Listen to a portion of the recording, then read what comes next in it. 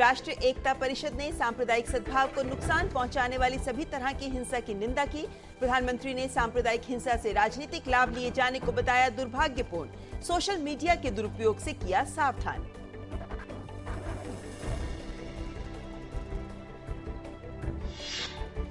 राष्ट्रीय एकता परिषद की बैठक में सोशल मीडिया पर भी विस्तार से चर्चा हुई। इस नए मीडिया के दुरुपयोग से बचने के लिए जहां कड़े कानून पर जोर दिया गया, वहीं सवाल ये भी उठा कि क्या ये नियंत्रण का जरिया तो नहीं बन जाएगा। केंद्र सरकार द्वारा बुलाई गई राष्ट्रीय एकता परिषद की बैठक में कई प्रदेश के मुख्यमंत्रियों ने शिरकत नहीं की।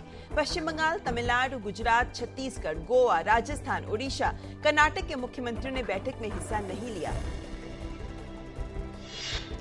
वाईएसआर कांग्रेस पार्टी के प्रमुख वाईएस जगनमोहन रेड्डी को राहत प्रदान करने वाले एक फैसले में सीबीआई की एक विशेष अदालत ने उन्हें आय से अधिक संपत्ति मामले में कल जमानत दे दी। जगनमोहन को करीब 16 महीनों तक चंचलगुड़ा सेंट्रल जेल में रहने के बाद जमानत मिली है। फेसबुक पर वीडियो अपलोड करने के मामले में सरधना से भाजपा विधायक संगीत सोम की जमानत अर्जी सीजेएम कोर्ट में खारिज हो गई। सोम के वकील आज जमानत के लिए सेशन कोर्ट में अर्जी दाखिल करेंगे। सुप्रीम कोर्ट ने केंद्र और सभी राज्यों को निर्देश दिया है कि वो आधार पहचान पत्र न होने की स्थिति में लोगों को मिलने वाली सुविधाएं या सेवाएं न रोकें। एक जनहित याचिका पर सुनवाई के दौरान अदालत ने कहा कि जन सेवाओं के लिए आधार पहचान पत्र को अनिवार्य नहीं बताया जा सकता। सरकार ने अल्पसंख्यक समुदाय के युवाओं के कौशल विकास के लिए एक नई योजना शुरू की है। सीखो और कमाओ नाम की इस योजना की शुरुआत सरकार ने निजी क्षेत्र के साथ मिलकर की है।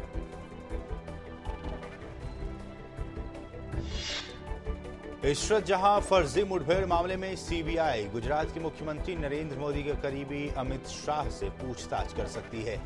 जेल में बंद आईपीएस अधिकारी डीजी बंजारा ने दावा किया था कि गुजरात सरकार ने पुलिस की हर कार्रवाई की निगरानी कर रही थी।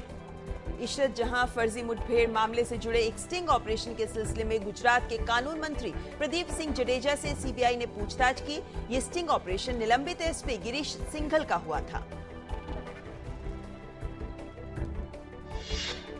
इंडियन मुजाहिदीन के सह संस्थापक यासीन भटकल को हैदराबाद में हुए बम धमाकों के सिलसिले में हैदराबाद की एक अदालत ने अगले महीने की 17 तारीख तक न्यायिक हिरासत में भेज दिया है।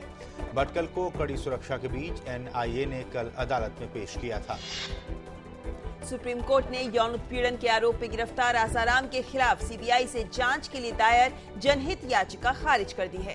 खंडपीठ ने नाबालिगों के प्रति अपराध के मामलों की त्वरित अदालत में सुनवाई के लिए दिशा निर्देश का अनुरोध भी ठुकरा दिया। मालदीव के सुप्रीम कोर्ट ने इस सप्ताह के अंत में होने वाले राष्ट्रपति चुनाव के अंतिम दौर को फिलहाल टाल दिया, जिससे यहां और राजनीतिक अस्थिरता का खतरा पैदा हो गया है। अदालत जमहूरी पार्टी की याचिका पर सुनवाई कर रही है। ईरान के परमाणु कार्यक्रम पर इस हफ्ते संयुक्त राष्ट्र संघ में 6 अहम विश्व शक्तियों से उसकी बातचीत होगी। अमेरिकी और यूरोपीय संघ के अनुसार ईरान के विदेश मंत्री जवाद जरीफ के साथ होने वाली इस बैठक में अमेरिका के विदेश मंत्री जॉन कैरी भी शामिल होंगे।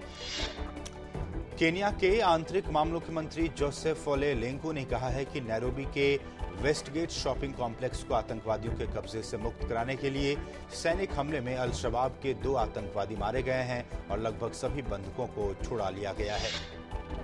अमेरिकी राष्ट्रपति बराक ओबामा ने केन्या में हुए आतंकी हमले की निंदा करते हुए केन्या को हर संभव सहायता का भरोसा दिलाया है।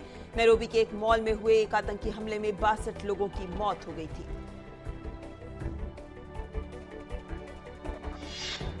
मिस्र में एक अदालत ने देश में मुस्लिम ब्रदरहुड को किसी भी तरह की गतिविधि करने पर प्रतिबंध लगा दिया है और उसकी सारी संपत्ति को जब्त करने का आदेश दिया है।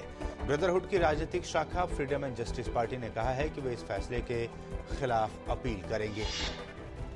जर्मनी की चांसलर एंगेला मर्केल ने संसदीय चुनाव जीत की हैट्रिक बनाई है।